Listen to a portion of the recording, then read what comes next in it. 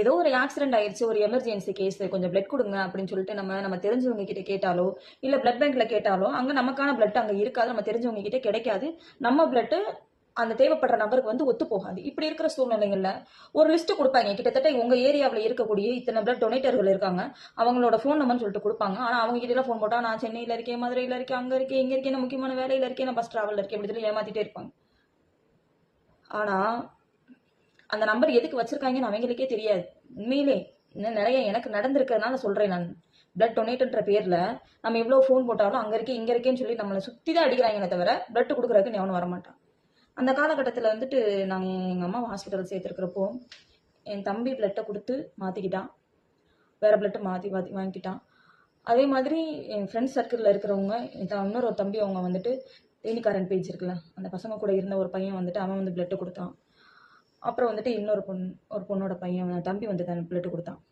இந்த மாதிரி கொடுத்து, ஆனால் ஒரு நாய்க்கு பிளட்டு கொடுத்துருக்குங்கிறது ஃபர்ஸ்ட் டைம் நான் கேட்குறீங்க. ரொம்ப ஆச்சரியமா இருக்கு. என்னதே இருந்தாலும் ஒரு மனிதன் தான் அந்த நாயை கூப்பிட்டு போறதா இருந்தாலும் தன்னுடைய நாயில இருந்து அந்த ரத்தத்தை எடுத்து கொடுக்கறதுக்குன்னு ஒரு மனப்பக்குவம் இருக்குல்ல. அந்த நாய்க்கு எவ்வளவு பிளட் இருந்துற போகுது.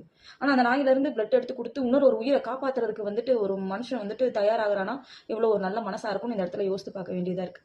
நம்ம பஸ்ல போகும்போதோ, பைக்ல போகும்போதோ, கார்ல போகும்போதோ, ஏதோ ஒரு வாகனத்துல போகும்போதோ நம்மளை அறியாமலும் அறிந்தும் அதிக அளவுல அறிந்தும் நாயை அடிச்சு போட்டு போயிடணும்.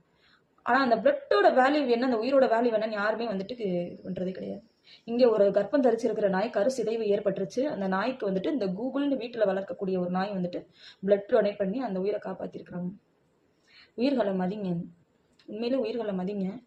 உங்களுடைய தலைமுறைகள் வந்துட்டு ரொம்ப ஆசீர்வதிக்கப்பட்டதா இருக்கும். ஏன் அதை சொல்றேன் அப்படின்னா, எந்த அளவுக்கு உயிர்கள் மேல நம்ம நேசம் வச்சு அதுல வந்துட்டு நம்ம வந்து தன்னோட உயிர் மாதிரியே பாக்குறோமோ, கடவுள் நம்மளுடைய தலைமுறையை அடுத்தடுத்த தலைமுறையை வந்துட்டு ஒரு ஹை லெவல்ல கொண்டு போய் வைப்பாங்க.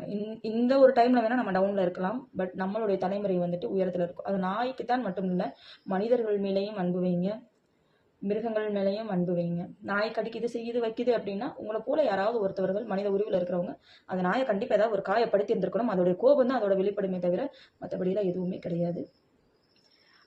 ஆச்சரியமானா ஒரு டாகுக்கு ஒரு டாக் வந்து பிளட் கொடுத்துருக்குன்னா